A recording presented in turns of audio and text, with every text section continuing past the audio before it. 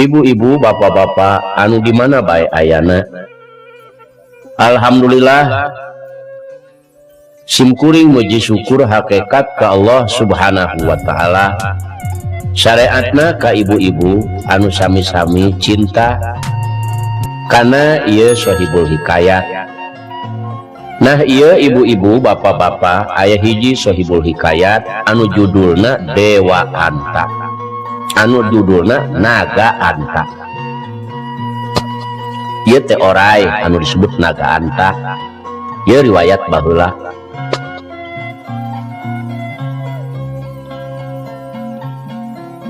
Kakocapkeun dina carios hiji riwayat baheula di tengah leuweung anu disebut Gonggong Sumogonggong.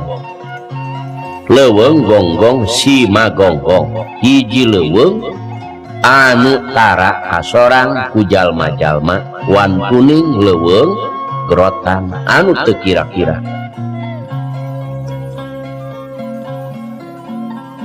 Jadi dina hiji riwayat baheula di tengah leuweung Gonggong Simagonggong, hiji leuweung anu tara kasorang ku jalma-jalma wan kuning leuweung gerotan. Aya hiji satoa nyatana orai ngaranna anu kasebut Naga Anta. Ari damelna ieu Naga Anta teh ngan ngabangingik we ceuri beurang kalawan peuting. Naon eta si orai anu matak ngabangingik ceuri? Apakah boga kahayang, apa boga kanyeri? Si horeng anu matak ngabangingik ceurik teh nyaeta boga rasa waruga, beda jeung batu, beda jeung makhluk-makhluk manusia. Anu dipake ceurik teh manehanana ku sebab dibedakeun ku Allah di antara anjeunna jeung manusia itu. Ari manusia mah ngabogaan akal anu sampurna, leungeun, suku jeung sajabana. Suku boga, leungeun boga, tapi ari aing ceuk Naga Anta. Jadi ieu si Naga Anta teh neda-neda kanu kawasa. Barina langsa hayang sebak ka guruna anu aya di puncak Gunung Manik. Jadi Naga Anta ceurik balilihan berang kalawan peuting mikiran waruga manehanana teh beda jeung makhluk-makhluk Allah nyarupana manusia. Ari manusia mah dibere akal anu sampurna, leungeun aya, suku aya jeung sajabana. Kitu ngalangsana orang. Nu metak manusia kudu muji syukur ka Allah, kudu darek ibadah. Eta Naga Anta anu rupana orai teh sedih, manehanana neda-neda we kanu kawasa. Bari jeung nalangsa sedih ku hayang sebak ka guruna anu aya di puncak Gunung Manik.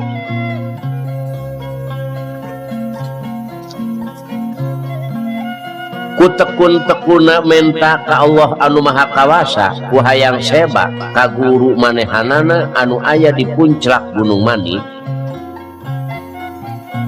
Pala sadere ku husu-husuna menta eta sanajan bari jeung orai Naga Anta ai gejlig teh cimatana ragrag tilu kecelakaan. Eta cimata anu tilu dadak sakala nyaeta bet ngajadikeun endog tilu. Eta si endog anu tilu terus eta pala saderek si endog teh anu tilu teh diheungheum ku eta Naga Anta bade dicanak seba kanu jadi guru anu aya di puncak Gunung Manik. Nyaeta bara disebakeun ka guruna jeung karajana di satengahing perjalanan Naga Anta papanggih jeung sobat anu baheula.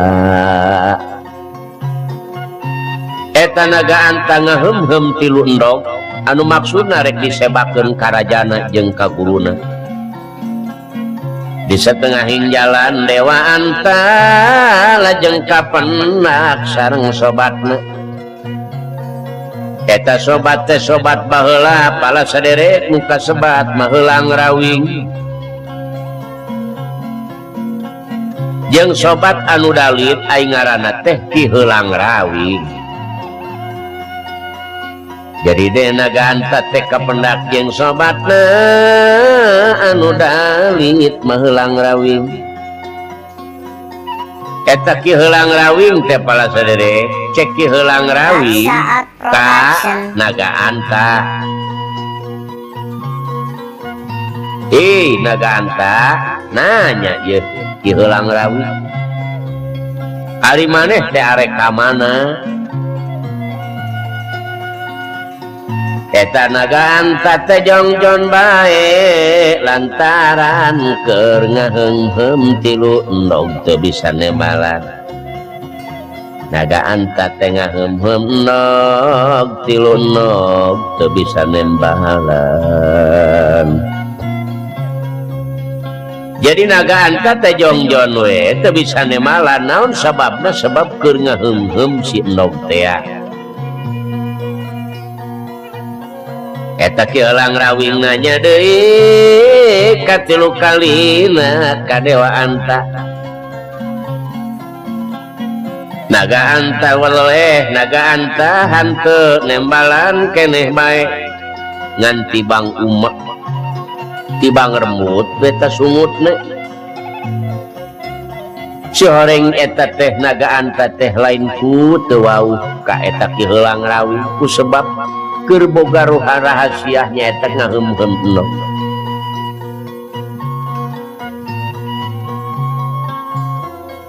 Tuluy ieu si Heulang Rawing ngadeuketan tah.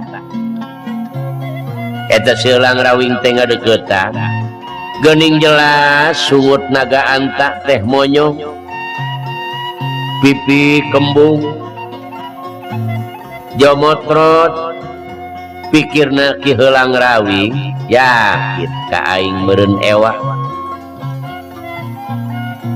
Ka aing teh nyewaan ye si Naga Anta boga dosa naon aing teh.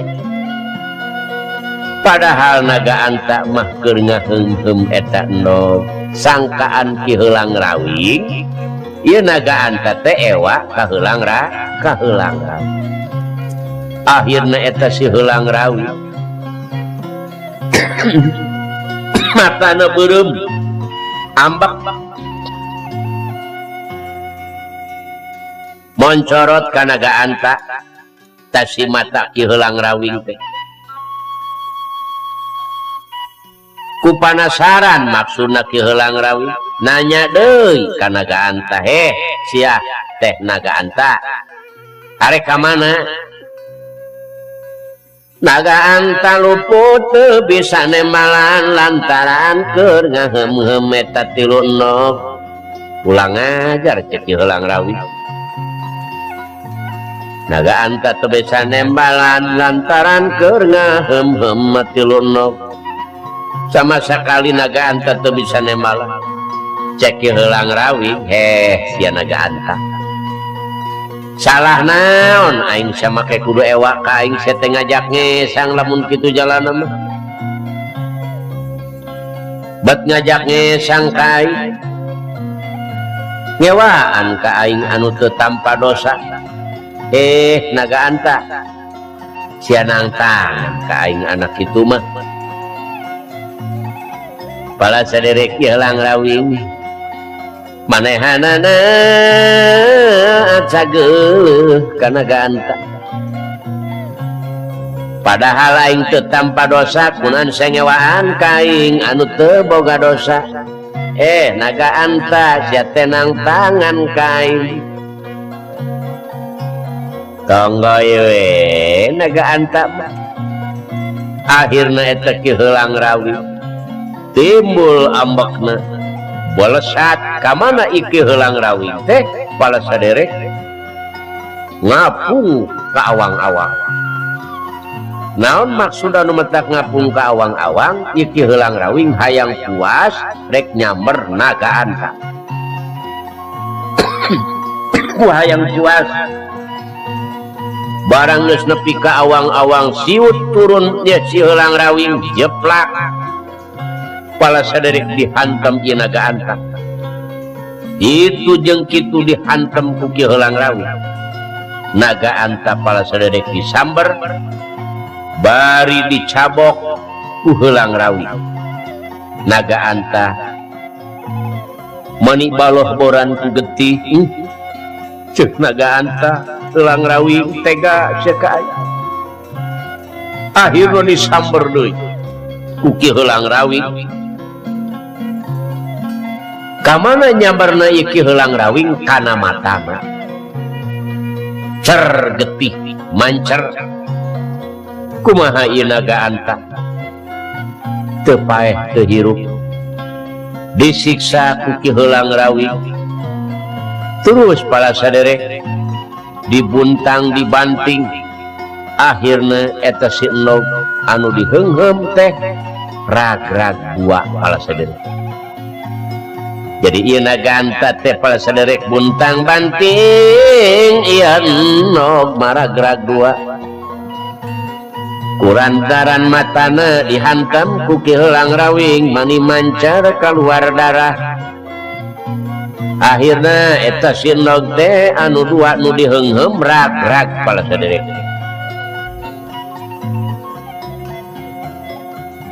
ngagorolong eta si endog anu dua teh kana tempat anu suni cek heulang rawing modar ayeuna mah sia saha anu rek bela anu rek bena anu rek nulungan ka sia heulang rawing pala saderek ngapung deui ka luhur anu akhirna teu aya balik deui sebab geus ngarasa puas nyaeta ngahanteman si naga anta teu kacaritakeun ki heulang rawing kacaritakeun naga anta aduh hampir kapaehan bari matana geus buta sabelah barang tos eling ulah ilih anaras inget endog tinggalin ieu endog kamana pala saderek anu dua teu aya mung aya nu hiji aya nu dua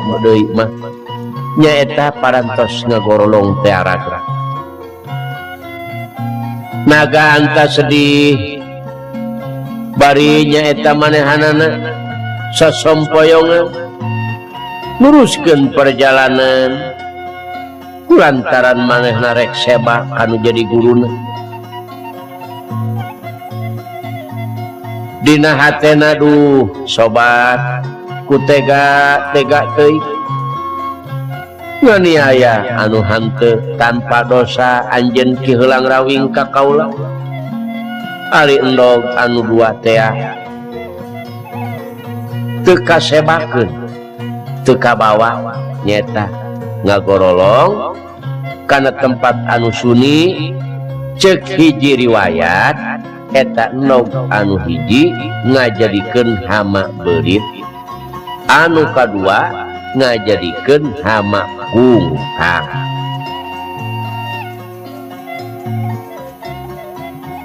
gancang riwayat naga anta tos dongkap kanu dimaksud nyaeta ka puncak Gunung Manik sejak sebak teh barang dongkap karajana pokna raja duh dewa anta pasti abdi teh naga anta barang dongkap karajana pokna duh pasti abdi naga anta nyanggakeun sembah pangabakti kalayan hatur lumayan ieu endog Gusti saur eta si raja atawa si maha guru tegasna guruna naga anta deudeuh teuing anaking naga anta tos bisa maneh nemongkeun sembah pangabakti andika katarima ku kaula tapi ieu endog bawa deui bae naga anta ku anjeun urusan sakumaha mustina tah pala sadere saparantosna seba naga anta pamitan ka guruna eta naga anta pamitan deui maka guruna taras endog teh dibawa deui pala saderek balik ku naga anta si endog teh dibawa deui saparantos seba naga anta ti gunung manik ti gunung puncak gunung manik di jalan anjeuna teu kaduga ku lungsang teu kaduga ku lungsena leuleus meureunannya ngarengkol we pala saderek ieu teh si naga anta ngareureuhkeun capek bari jeung marende eta si endog kulantaran leuleus capek ngarengkol bari marende endog di mana eta marendena teh pa di Dungus Awi dina euleus dina eta kesik pala saderek sadaya nuju ngaleureuh dewa anta marende kana eta endog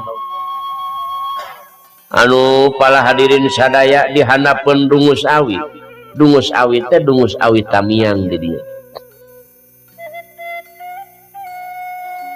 Dungus Awi leutik nyatana Awi Tamiang kutina kalamian endog disarakeman akhirna megar eta si endog ari megarna teh pala saderek aneh jadi hiji orok awewe geulis teu aya hinggana ratuning geulis teu lami dongkap hiji jalma tos sepuh kalayan diiring ku istrina Dewi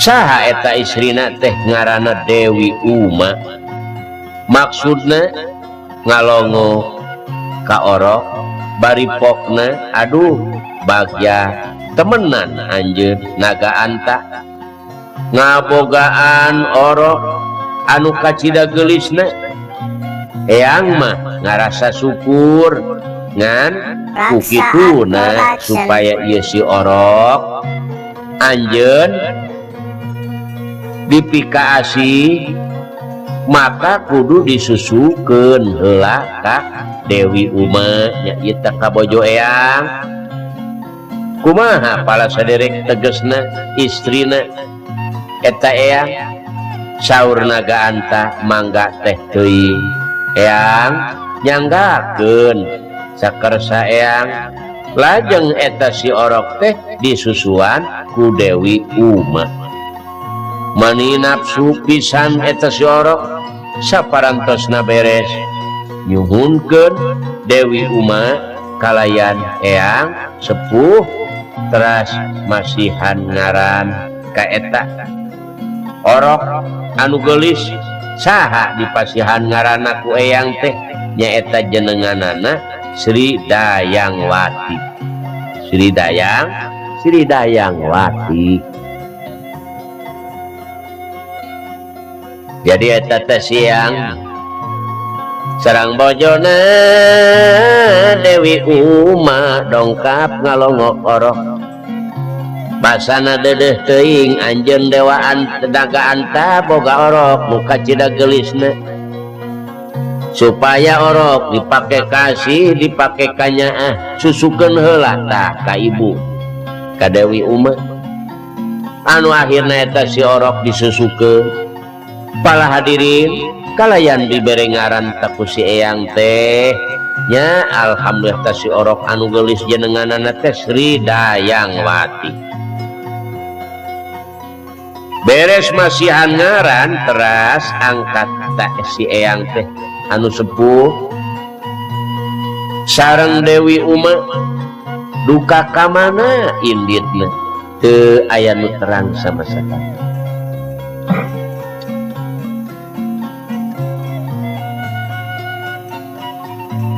gancangna ieu riwayat Dayang Wati ieu Dayang Wati anu oroh teh tos ageng tos remaja putri hiji parawan anu geulis kaceluk ka awun-awun kakoncara kajana pria ratu ninggelis ngan hanjakal pondok umurna ngan hanjakal pondok umurna dipundut kunu kawasa pala sadere nya eta dugi ka maotna tah ieu teh nu geulis teh dugi ka pupus atuh naga anta adug-adugan berang parampeu berang kalawan peuting adug belajar pala saderek gogorolongan pala hadirin naon sababna kaedanan ku anak nyaeta Dewi tadi teh nu geulis jadi naga anta gogorolongan kaedanan maku anakna siang wengi naga anta cerik bae bingung taya hinggana dedeh teuing anakna parantos mau ngahulang jantul ngaraga sukma saparantosna dikuburkeun para sadere ieu secara adat ayeuna secara adat manusia biasa bae sanajan eta anak orai kacarioskeun di luhur kuburan Dayang Wati teh bet aya jajadian kayaning kahiji jujukutan anu buahna pare kadua tangkal kayak naon kau itu katilu tangkal pacing atawa tangkal anjuang tah dina luhureun kuburanana teh ngan kade para saderek salah paham ulah pedah-pedah cenah dewa anta anakna jadi pare sanes gitu ai pare mah tina kecelakaan nurna Kangjeng Nabi Muhammad sallallahu alaihi wasallam tah ieu dina riwayat teh aya ciri nyaeta aya hiji jajadian anu buahna pare jeung kayu pacing tangkal pacing atawa tangkal hanjuang anu kaopat tangkal pihura anu kalima tangkal sarang surangkai tah kitu para sadere jadi sampai aya 5 jajadian kahiji jukut anu buahna pare kadua tangkal kaung katilu tangkal pacing ya atawa tangkal hanjuang kaopat tangkal pihura kalima tangkal sarang surangkai hari ieu kuburan Dayang Wati di Pulasara tegesna di urusan ku eyang-eyang sakri ieu buah pare ku eyang sakri dikumpulkeun di Terangge dikumpulkeun di Terangge dugi ka sapocong terus we dikumpul-kumpul eta sebuah pare dugi ka sapocong dugi ka ayak kintalna lajeng eyang sakri ngangkir si sabda palon ki sabda eta ki sabda palon ngangkir ki sabda palon ngangkir ki jeta ngangkir ki jete aya anak buahna lajeng eyang sakri teh ngangkir ki sabda palon kahiji ngangkir ki jete ki jeti ieu jalma anu tilu kurang denge jelmana teh barang diangkir ieu si jalma anu tilu ku eta eyang sakri maksudna supaya nyieun sawah supaya nyeun sawah pikeun naon ieu sawah pikeun ngaliarkeun eta si pare teras ieu jalma anu tilu ngadamel sawah kalayan parantos salse nyata ngoyos dugi ka ngoyosna saur Eyang Sakri datang tayang sakti teh baripokna isabda ari tos beres ngoyos mah gitu majeuna ngaso kitu Eyang Sakti teh ai geus ngoyos mah anjeun teh majeuna atuh ngaso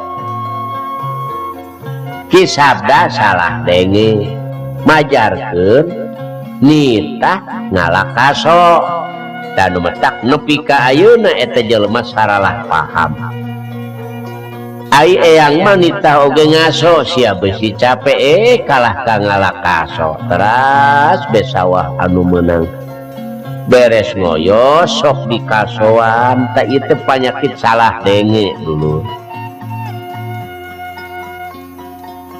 ditanceban tangkal kasobo kusabab kurang denge titah ngaso ngalaka kaso eta sing hade malah keur keneh tanu ngange kikituan teh eta teh ku ayeuna salah denge anu akhirna ngaso teh alias istirahat kaulah kalah ka ngalakaso tah ieu sing hade tah ayeuna oge di mana patani tos beres geuning ngoyos teh kudu ngalakaso padahal eta teh panyakit salah denge nyita ge ngaso ulah ngalakaso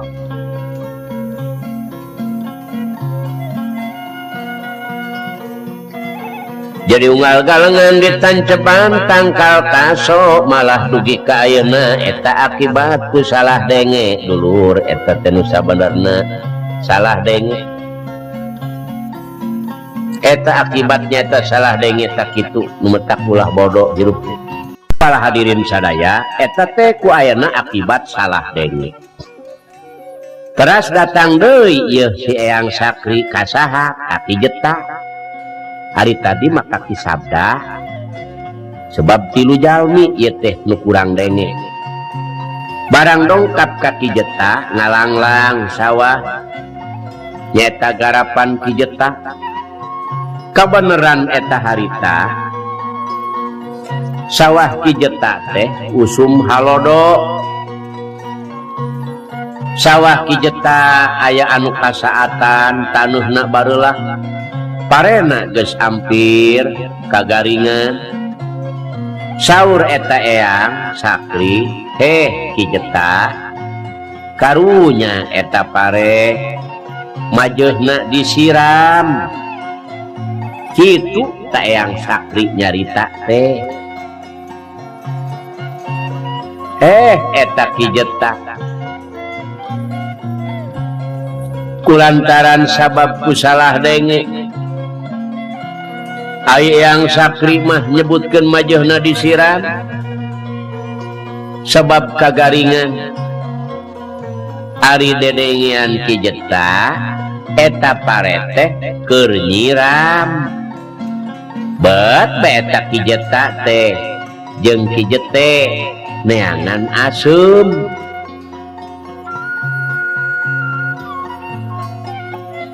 tah eta pala hadirin akibat ku salah denge waktu harita teu aya bubuahan nya anu akhirna mah tangkal honje oge pala saderek teu aya buahan kapaksa eta tangkal honjena dipotongan ditancep-tancepkeun dina tengahan sawah majarkeun ieu teh pare nyisri teh keur nyiram cenah kitu tah ieu akibat salah denge.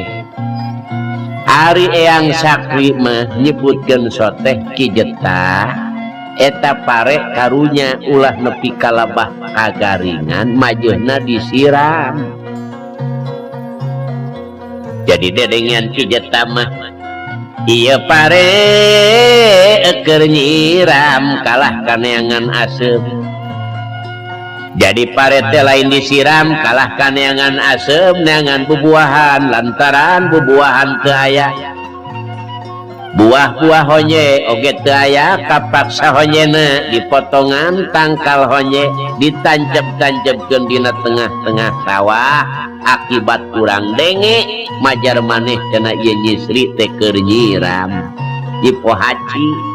Nah kabina-bina teuing seueur keneh dulur ta para patani anu kapercayaanana nepi kalabah parete keur nyiram padahal Ki Jeta salah denge. Kitu para hadirin besi hayang terang rahasiana. Tah kitu lamun salah denge mah titah nyiram sawah kitu nyiram soteh anu kagaringan. Guai manehanana mah sawah ditanceban tangkal honje atuh riweuh para sedherek kiwari oge masih keneh aya padahal lamun arek ulah ku tangkal honje leuwih hade ku orea jeung TS tah kitu ayeuna mah nyepanya mata panyakit kitu. Daripada ditancepan tanggal honye mah eta si sawah teh maning urang orea jeung TS ameh halus gitu melak parena atuh kuduna pare PUTW padi unggul tahan wereng insyaallah timbul kasuburan kamakmuran meureun urang teh ai nurut mah ka para pamimpin. Tah eta penyakit-penyakit baheula eta para sadherek kitu kusim kuring dicarioskeun nyepanya hapunten we ngan punten ulah arambak ieu. Geus ayeuna mah daripada dihonyean pasangkeun orea jeung TS ngan kade ai boga hutang bimas teh balayar atuh. Pala sadherek anu ayeuna eta Eyang Sakri mah teu salah namung ieu Ki Jetena anu salah masalah denge. Titah eta pare disiram kalah kamajarkeun maneh pare teu keur nyiram dipangalakeun matangkal honje. Tah anu salajengna para bapa sadaya teras parete tos koneng tungtung nya majehna koneng tungtung cek Eyang Sakri anjeun ayeuna kudu cicing sabab ieu pare saminggu deui bakal dialaan kalah kaki kulantaran salah denge. Titah cicing kalah kangalat tangkal pacing. Terang bapak tangkal pacing.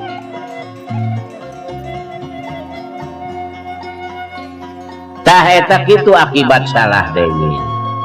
Anggur oge pala sadherek kurah koreh nyieun leuit jeung neundeun pare. Ieu mah kalah kangalat tangkal pacing. Anggur ge pala sadherek kurah koreh nyieun lait jeung neundeun pare. Da ieu salah denge titah ge titah cicing sebab ieu pare moal lila deui bakal dialaan lain titah ngalah tangkal pacing. Dasar torek bet jelma ayeuna ari lu torek deui. Itu besi hayang terang sajarahna mah. Kalah kanggo goret galengan. Kotakan galenganana dikoret sawah anu arek dibuatan. Kitu para bapak sadaya kaleru.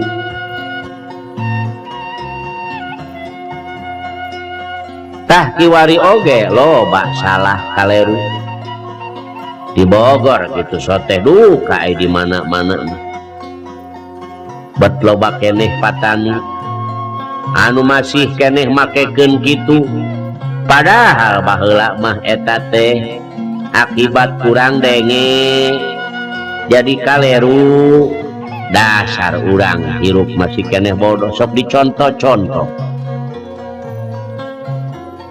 saparantos parekoneng eta jalma anu tilu ngilangan manuk dina pare pibuuwaat kisabda jeung kijeta jeung kijete barang geus koneng pare ngilangan manuk dina eta pibuateun dina tilu madhab wetan kulon kaler gitu dina tilu madhab di mana eta manuk hibar ti wetan ka kulon dihilangkeun kuno ti kulon ka kaler itu jeung kitu akhirna manuk teh teu bisa eunteup dina pare dina tangkal kaung gitu bahkan ku ambak kana eta manuk kisabda naik kana tangkal kaung barang nepi ka luhur manuk mah hibar deui bakaning bakating ambek eta dahan kaung nu luhur ditilas pala sederek eta ku kisabda manehna turun barang datang ka handap kabeneran manehna ngarasa hanaang teras diinum eta cai kaung barang diinum eta cai kaung teh bet ngeunah amis tah didinya mimiti terang cai kaung amis teh kadienakeun dijieun gula dituak tah kitu kaum teh pala saderek sadaya sasakalanana teh kitu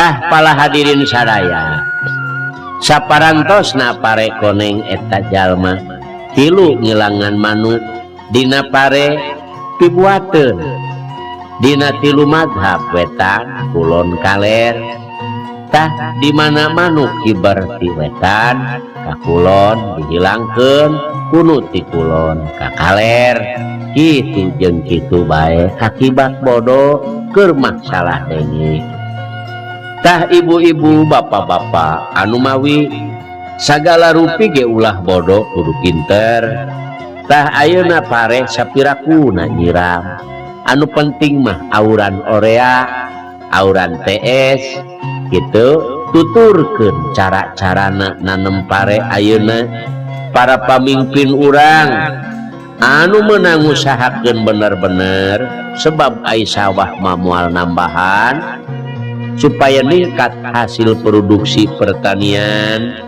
kudu melak pare teh pare PUTW padi unggul tahan wereng tah ku ayana kitu ibu-ibu naon sim kuring dugi kalabah kana orea dugi kalabah kana TS dugi kalabah supaya nanem pare PUTW demi kepentingan urang sadarea supaya negara kuat supaya timbul kasuburan rakyat sehat negara timbul subur makmur baldatun thayyibatun warabun ghafur tah ibu-ibu bapak-bapak anu di mana bae ayana anu sami cinta mideudeuh kana ieu Sohibul Hikayat oge mudah-mudahan ku Allah dimanfaatkeun mudah-mudahan aya picontoeun anu disusun ku sim kuring nyaeta sim kuring Haji Muhammad Arif Soleh anu sok setrip miring Kiai Balak hapuntennya kasadayana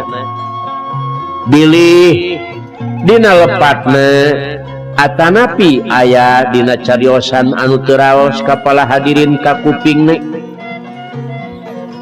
asa aya nu katajong gitu asa nyentug kana mana mentrung kanu keur nangtung gitu najong kanu keur nagog nyepak kanu keur nangkara hapunten we kasadayana ibu-ibu bapak-bapak sumawonten upami aya kalelepatanana muga tiasa ngamaklum tiasa ngahapunten pasti dina tiap-tiap kaset simkuring aya wae anu selipna muga-muga tiasa ngamaklum muga-muga tiasa ngahapunten.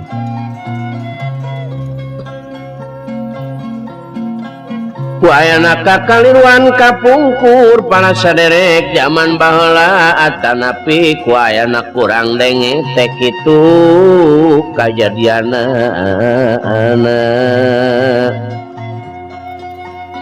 Jadi teu aya bedana deui urang baheula ku kolot baheula sok disebut neng geulis kaset ulah sok ngalong nalawang panto beusi ngalong jodoh. Tah eta teh kudu diemutan pala hadirin.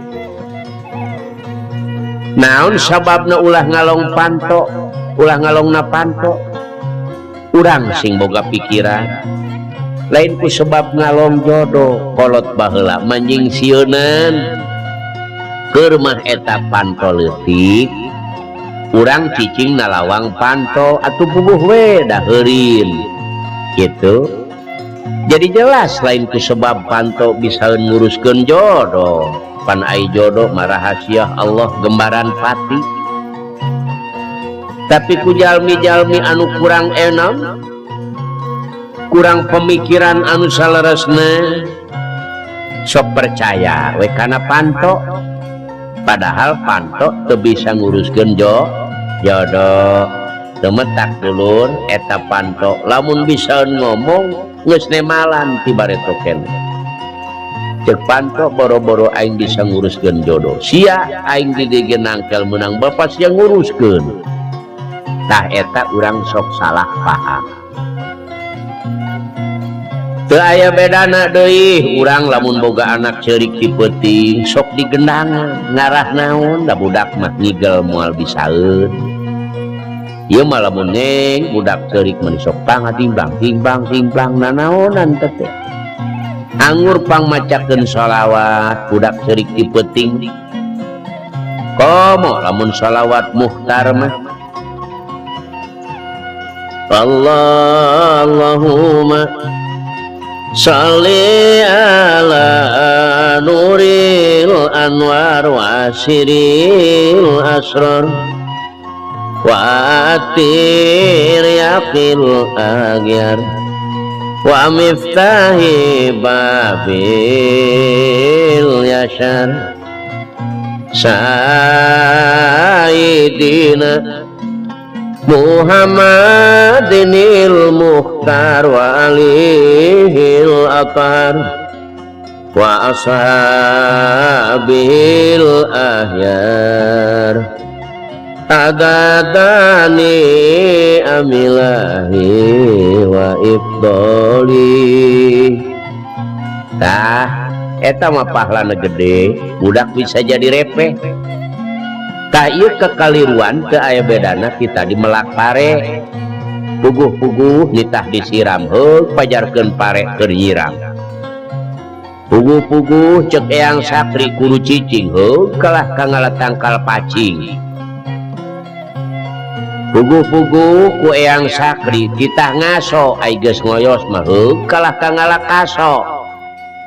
Titu puguh-puguh panto heureun heug percaya kana panto bisa nguruskeun jodoh. Heug budak ceurik digendangan padahal pang macakeun sholawat. Kitu urang mah sok kaleru bae. Baju lamun aya kaum ibu boga anak leutik dibawa kaluar ti peuting lain maca ayat kursi ayat 15 ieu mah heug bekalah ka budak jadi usahapan beungeutna. Tah eta salah keneh bae. Anak monyet can anak lutung. Nah, budak kasep-kasep disebut anak monyet. Atuh lamun anak urang disebut anak monyet, urang indungna meureun manyoet deui. Kitu taroskeun ka guru urang, Kiai, mun kuring kaluar mawa budak ti peuting kudu ngaos naon. Kitu nya ibunya. lajeng dari urang maka percayaan sok di mana lamun urang tos ngalahirkeun ngadenge suara manuk buek ti peuting terang kana manuk buek eta manuk buek teh meureun beuteungna lapar jeung tiris di sada buek bet dina tangkal nangka nu nemalan mah manusia Raksaat Production pokna teh ceuk kaum ibu kaditu cenah buek kabeh tonggo anak aing mah leutik keneh saha dulur aing kitu buek geus ngareuneuhan jelema jadi kasalahpahaman eta majar maneh buek sok ngareuneuhan make ngusir-ngusir kana buek pokna buek kaditu kabeh tonggo anak aing mah leutik keneh cek buek memangna dewek sok ngareuneuhan ta ieu sok salah paham keneh pae nyepanya tah maka kusabab kitu tina sagala rupa oge kudu aya kitabna numetak lamun teu aya kitabna teh susah nyieun patokanana anu salajengna deui lamun urang boga anak rek disunatan cek kolot baheula mah bener barudak di mana lamun nyunatan anak kudu make mencit hayam supaya jadi bela ka budak nu disunatan gitu ngan ai urang masuk salah paham ai kolot baheula mah marentahkeun mencit hayam pencit ti heula supaya jadi bela ka barudak geus dikumahakeun tah hayam beuleum singgari ke geus meunang meuleum geus asa kakarak budak sunatan itu palaturan kolot mah barang budak seret disunatan kowowong ceurik asongkeun bakakak hayam tah jadi bisa kabela ceurikna jadi si budak teh poho kana kanyeri nyekelan bae bakakak hayam tah palaturan kolot baheula mah kitu ai urang masuk dibarengkeun ceret hayam ceret budak atuh kowowong budak gugulupukan hayam numetak cek hayam kumaha aing nek ngabelana ka sia kokowowongan aing gugulupukan tah ieu urang masuk salah bae tah maka kusabab kitu ibu-ibu bapak-bapak ayeuna urang selaku manusia anu geus beragama Islam nya gitu mengaku jadi warga negara di Indonesia ieu tanyakeun ka ulama-ulama dina urusan agama dina urusan tata cara ibadah ka Allah sebab ulama teh sebagai warasatul anbiya ahli waris ti para nabi geus dawuhan Rasulullah akrimu al ulama fa innahum warasatul anbiya faman akramahum faqad akramallaha wa rasulah kudu ngamulyakeun maraneh kabeh ka para alim ulama sebab alim ulama teh ahli waris ti para nabi lain hayang digagandong lain denge ucapanana sebab ieu ucapan ulama lain saukur pabisa-bisa ulama saneh berdasarkeun Al-Qur'an hadis ijma ulama jeung kiasna jadi ulama teh ahli waris ti para nabi geus saha-saha nu ngamulyakeun ka eta ulama sarua jeung ngamulyakeun ka Allah jeung ka Rasulullah tah kitu ibu-ibu bapak-bapak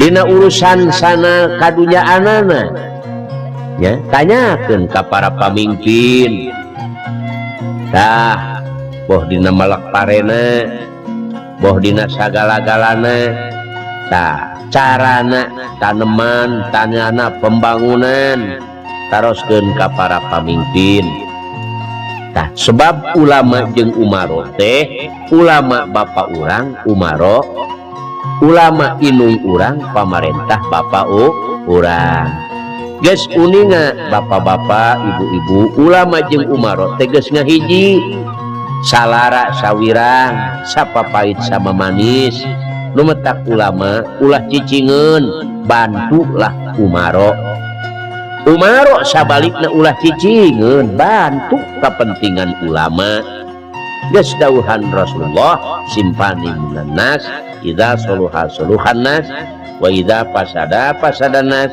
ay al ulama wal umaro. Di mana dua manusia geus ngahiji di antara ulama jeung umaro, insyaallah nagara timbul kasuburan kamakmuran. Masyarakat bisa kageroh, bisa kadidik.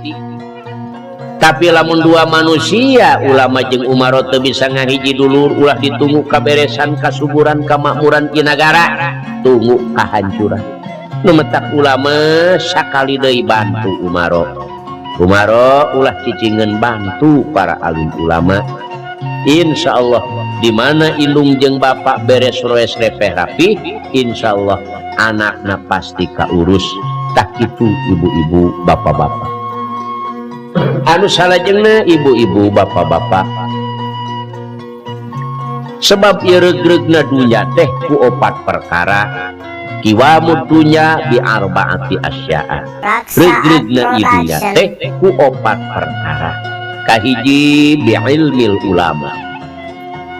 Ku ayana para ilmu, ku ayana ilmu para alim ulama. Tah nu metak singkah hade ka para alim ulama. Nomor kaduana bi adlil umaro, ku adilna pamarentah.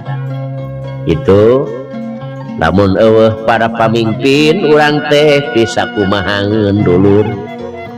Baheula ge karasa zaman dijajah kutang kurak si mata hejo. Zaman dijajah ku Jepang balangsa kabina-bina. Ayeuna syukuran kanikmatan ti Allah ye. Lih, syukuran merdeka geus 33 tahun. Hayu urang babarengan bangun ieu nagara. Sukseskeun pelita nu katilu dulur. Nomor katiluna bisukhwatil agniya ku berehanana jelema anu beunghar. Tetapi lamun jelema nu beunghar geus ngabogaan panyakit cap jahe, waduh barabe dulur. Jadi teteh layar regregna dunya teh lamun geus jelema beunghar berehan ka para fakir miskin. Tapi lamun jelema nu beunghar geus ngabogaan panyakit cap jahe mah teu beres ieu dunya teh bakal runtag. Nu metak nu beunghar kudu daek kaluarkeun zakatna. Kaluarkeun zakatna ulah aya hak-hak fakir miskin anu nyangkut di urang berat nanti melalui sidang di alam akhirat. Diancam ku Allah lamun dunya urang teu ditasarufkeun ka Allah kana jalan Allah. Dawuhan Allah dina Al-Qur'an, a'udzu billahi minasyaitonir rajim. Bismillahirrahmanirrahim. Sayutawaquna ma bakhilu bihi yaumal qiyamah.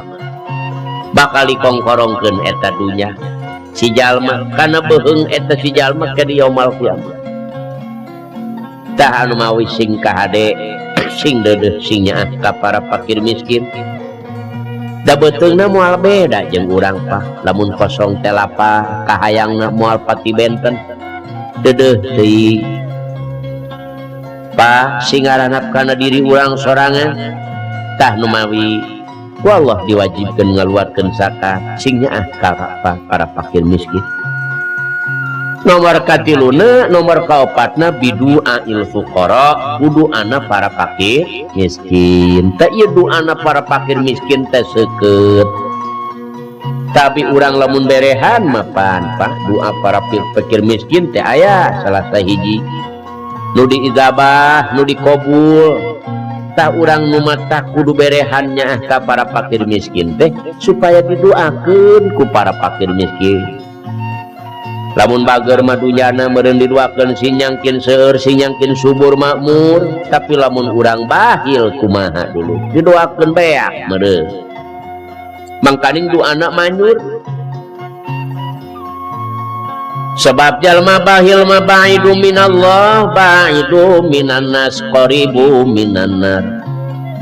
Jalma bahil mah jauh ka Allah, jauh ka sasama manusia, deket maka neraka. Itu pan jalma bahil yen teuing sawahna parek nu geus koneng di hakanan bebek cek fakir miskin teu susudieun teuing antep teuing udah ameh ge beak da mere tara tak kitu jalan kana picilaka. Tapi lamun jalmi berehan mah qaribu minallah qaribu minan nas ba'idu minan nar. Jalmi berehan mah deket ka Allah, deket ka sasama manusia, jauh maka neraka. Katingali ku fakir miskin parena aya nu ngadaang pan mani lulumpatan fakir miskin ngahilangkeun. Da kusok aya merena. Tak kitu ibu-ibu, bapak-bapak, mudah-mudahan ku Allah dimangpaatkeun jeung aya lepatna muga-muga tiasa ngamalum kalayan ngahapunten kasim kuring. Sakitu wae Robbana atina fid dunya hasanah wa fil akhirati hasanah wa qina azabannar.